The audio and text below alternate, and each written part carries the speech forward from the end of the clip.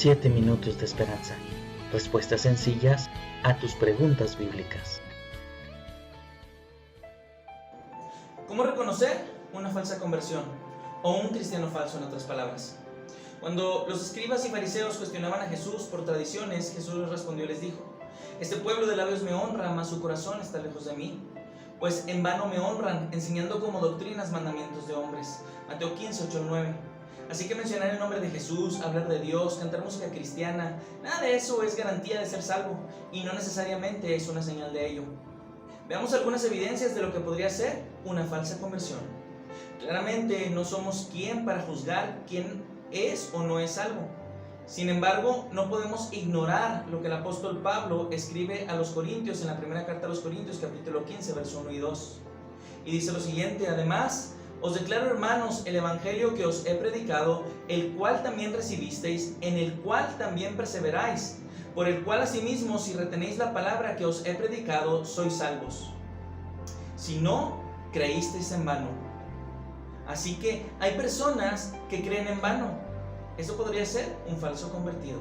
Indistintamente si usted tiene poco o mucho tiempo en el evangelio, podremos descubrir si tenemos alguna de las evidencias de una falsa conversión y corregir nuestro caminar con Dios.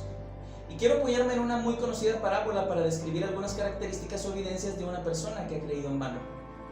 Y les habló muchas cosas por parábolas, diciendo: he aquí el sembrador salió a sembrar.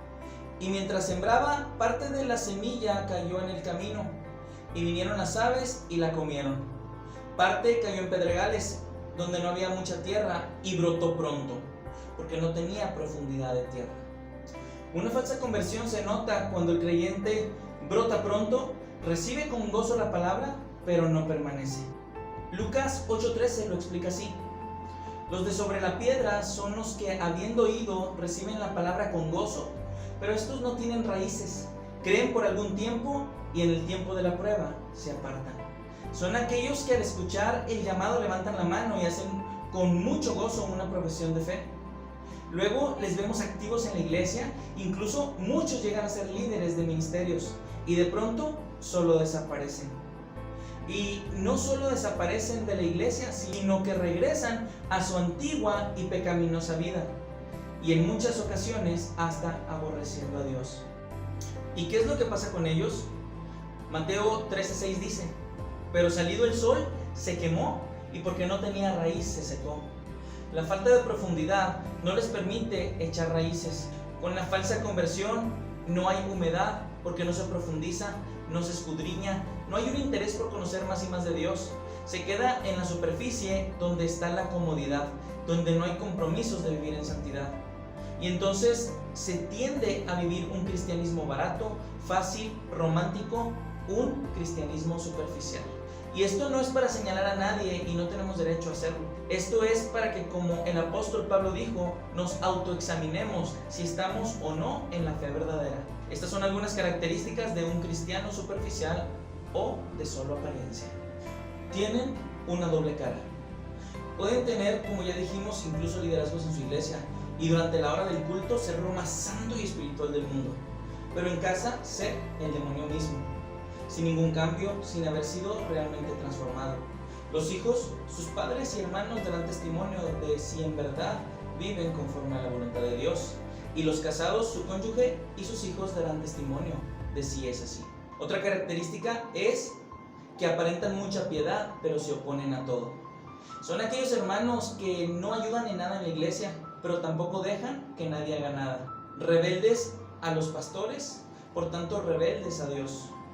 Hebreos 13:17 dice: obedeced a vuestros pastores y sujetaos a ellos, porque ellos velan por vuestras almas, como quienes han de dar cuenta, para que lo hagan con alegría y no quejándose, porque esto no es provechoso. Lo peor es que este tipo de personas tienden a tener muchos seguidores. Son personas que no les importan las almas ni el trabajo dentro de la iglesia, puesto que sus intereses no son los de Dios, porque no es su Padre. Buscan protagonismo. Su motivación es una posición de autoridad. La palabra líder retumba en su cabeza. Ellos quieren que todos los vean, que todos los adoren, que todos alimenten su ego. Otra característica es que no tienen hambre. Jesús dijo en Mateo 4:4, no solo de pan vivirá el hombre, sino de toda palabra que sale de la boca de Dios. Una persona que ha nacido de nuevo inevitablemente necesita alimentarse. Tal como usted no puede pasar sin poner alimento en su estómago por muchos días.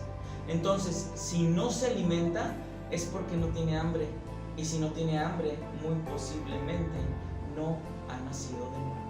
Otra característica es que reemplazan su falta de profundidad buscando hojas falsas, para que no se note la sequedad y falta de fruto en ellos. Tienden a ser aquellos hermanos que quieren llenar esos huecos comprando montones de camisetas con mensajes cristianos. Les gusta llenar sus vehículos de etiquetas que dicen mensajes cristianos de alguna forma. Les encanta dominar un lenguaje cristiano bastante sofisticado. Saludar con frases muy elaboradas como gloria a Dios, aleluya hermano, ¿cómo ha estado, siervo de Dios? También tienden a referirse a Dios como el Eterno, el Santo, utilizando calificativos que por supuesto no está mal, ya que Dios es santo y Dios es eterno, y ese tipo de calificativos que ellos utilizan. Sin embargo, la intención es verse más espirituales y verse más santos por la falta de una verdadera profundidad en su vida. Si este día, al escuchar este pequeñísimo mensaje, nota que en su vida algún parecido tiene con alguna característica de una posible falsa conversión, es el tiempo de ponerse a cuentas.